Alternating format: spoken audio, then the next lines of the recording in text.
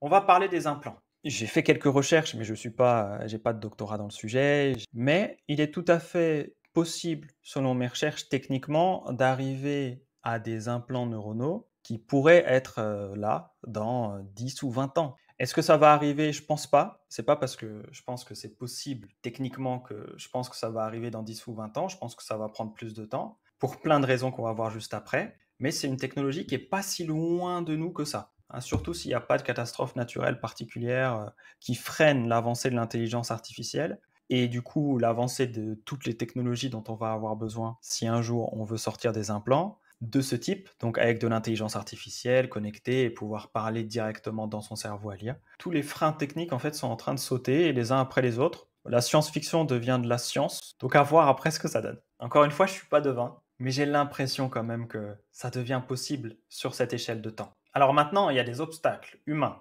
et je dirais heureusement qu'il y en a, parce qu'il y a quand même un certain nombre de questions où les réponses sont pas forcément très positives aujourd'hui, donc il va falloir apporter de meilleures réponses. Donc déjà, il y a la loi. Pour s'implanter un truc dans le cerveau, aujourd'hui, c'est pas j'appelle mon chirurgien et il m'implante un truc dans le cerveau. Non, c'est un peu plus complexe que ça. En dehors des dispositifs médicaux, vous avez probablement vu des vidéos de gens qui récupèrent l'audition ou qui entendent pour la première fois grâce à des dispositifs médicaux. Donc tout ça, alors implant ou type d'oreillette ou autre, bon, ça dépend des situations. Mais donc c'est des choses qui existent déjà. Avec l'intelligence artificielle et avec des implants cérébraux, neuronaux, on pourrait aller plus loin, recouvrer la vue, voir mieux, un peu comme avoir une vision un peu comme les aigles, par exemple. Bon, il y a des choses comme ça qui seraient possibles, où on pourrait s'en rapprocher. En tout cas, si on prend ce que dit Elon Musk sur son entreprise Neuralink, lui, il pense qu'il n'y a aucun souci par rapport à ça, notamment pour tous les humains qui ont la partie du cerveau qu'il faut pour la vision, mais qui ne voient pas. Il serait possible de leur redonner la vue, selon lui.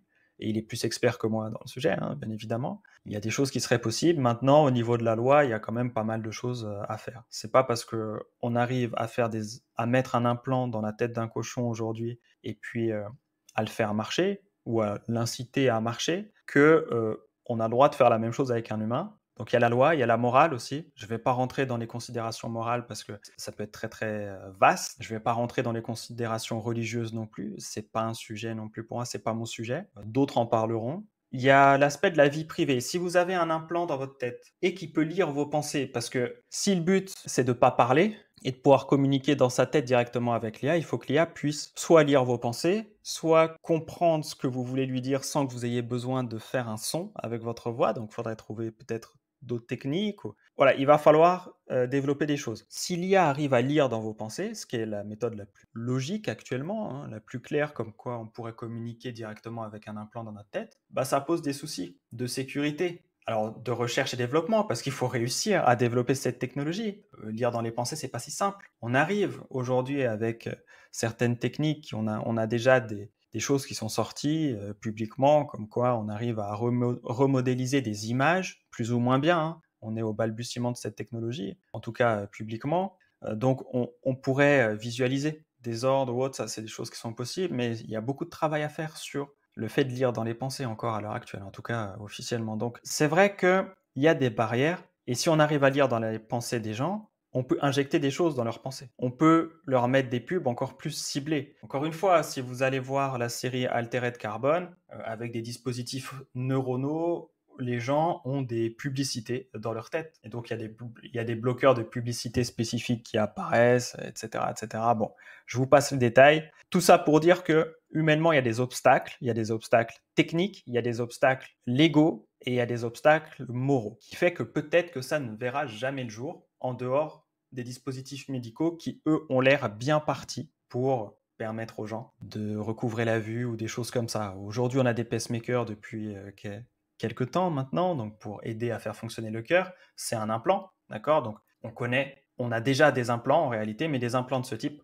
pas encore. Est-ce que ça doit arriver ou pas? C'est pas trop mon sujet, mais en tout cas, si ça arrive, c'est bien qu'on en parle dès maintenant, histoire de se préparer à cette possibilité. Alors, les obstacles techniques, on en a parlé, hein, la sécurité. Comment on fait pour se protéger de l'extérieur? Parce que si on prend un implant intelligence artificielle, eh ben, il va falloir qu'il puisse communiquer avec des serveurs, avec Internet, etc. Donc, il envoie des données, donc il peut en recevoir. Bon, la sécurité, c'est une question. Ensuite, la lecture dans les pensées, on en a parlé juste avant, c'est une question aussi, et comment on fait? C'est loin d'être simple. Et puis, on a aussi, alors peut-être que c'est un peu plus simple, surtout si on arrive à lire dans les pensées, on a la simulation auditive. L'idée, c'est comment l'IA nous répond. Est-ce qu'on a une oreillette et elle nous répond via une oreillette? Bon, ça, on sait déjà le faire. On le fait déjà avec nos téléphones. Quel intérêt à avoir un implant? Peut-être lire directement dans les pensées, si on reprend l'intelligence artificielle, peut-être. L'idée, c'est de pouvoir simuler directement la réponse dans le cerveau humain. Donc, on aurait une intelligence artificielle avec une voix qu'on aurait choisie, par exemple, et qui nous répond quand on lui pose une question et qui nous répond directement dans notre tête. Donc, vous pourriez très bien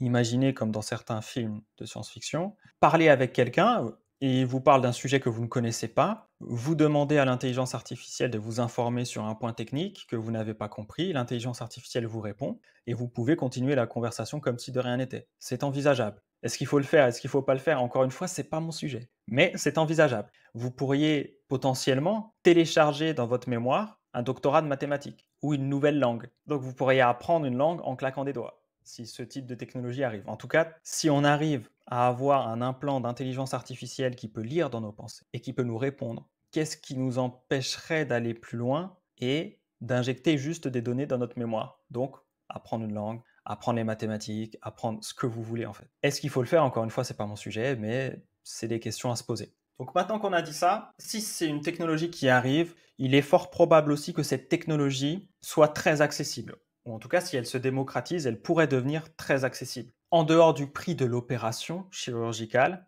l'implant en lui-même pourrait très bien coûter l'équivalent du prix d'un téléphone actuel. Ça n'a rien d'incroyable, en tout cas de croire que c'est possible. Alors il y aurait des avantages, on en a parlé un peu, donc de la discrétion sur l'utilisation, du gain de temps, bien évidemment, ce serait encore plus fluide qu'avec nos téléphones actuellement. On pourrait améliorer notre vue, améliorer notre audition, on pourrait faire énormément de choses, apprendre des choses en un clic. Et je terminerai là-dessus sur les ICM.